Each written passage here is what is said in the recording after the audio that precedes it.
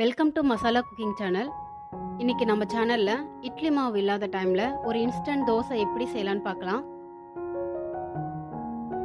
அதுக்கு முன்னாடி மசாலா குக்கிங் சேனலை ஃபர்ஸ்ட் டைம் பார்க்குறவங்களா இருந்தால் சேனலை சப்ஸ்கிரைப் பண்ணிக்கோங்க. கூடவே பக்கத்தில் இருக்கிற பெல் பட்டனையும் கிளிக் பண்ணிக்கோங்க.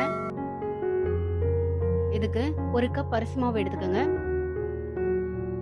அரிசி மாவை நம்ம வீட்லேயும் அரைச்சிக்கலாம், இல்லை கடையில் ரெடிமேடாக அரிசி மாவு கிடைக்கும், நீங்கள் அதை கூட யூஸ் பண்ணிக்கோங்க.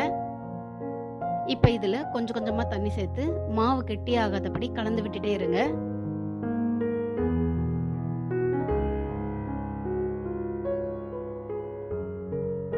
இந்த மாதிரி தண்ணியா நம்ம ரவா தோசை செய்யற பதத்துக்கு கரைச்சி எடுத்துக்கோங்க.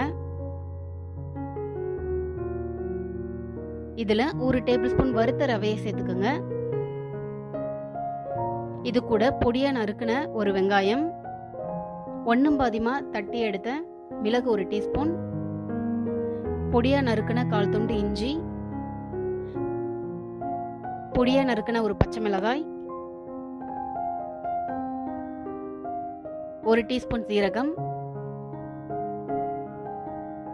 பொடியா நறுக்குன கொஞ்சம் கொத்தமல்லி தழையை சேர்த்து இதுக்கு தேவையான அளவு உப்பையும் சேர்த்துக்கோங்க. இப்போ இதை நல்லா கலந்து விட்டுக்கலாம்.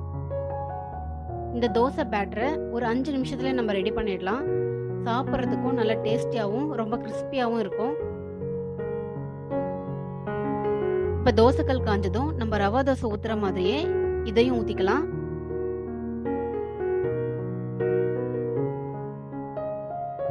கொஞ்சம் எண்ணெய் சேர்த்துக்கோங்க. ஒரு 2 நிமிஷம் நல்லா வேகட்டும். அடுத்தடுத்து தோசை ஊற்றும் போது மாவை நல்லா கரைச்சி விட்டு ஊற்றுங்க, ஏன்னா அடியில் மாவு கெட்டியாக தங்கிடும். இப்போ அடுத்த பக்கமும் திருப்பி போட்டு தோசை வெந்ததை எடுத்துருங்க. இப்போ இன்ஸ்டன்ட் தோசை ரெடி ஆயிடுச்சு.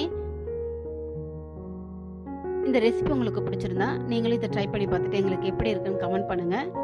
கூடவே மசாலா குக்கிங் சேனலுக்கு சப்ஸ்கிரைப் பண்ணாதவங்க சப்ஸ்கிரைப் பண்ணிக்கோங்க. தேங்க்ஸ் ஃபார் வாட்சிங் மசாலா குக்கிங் சேனல்.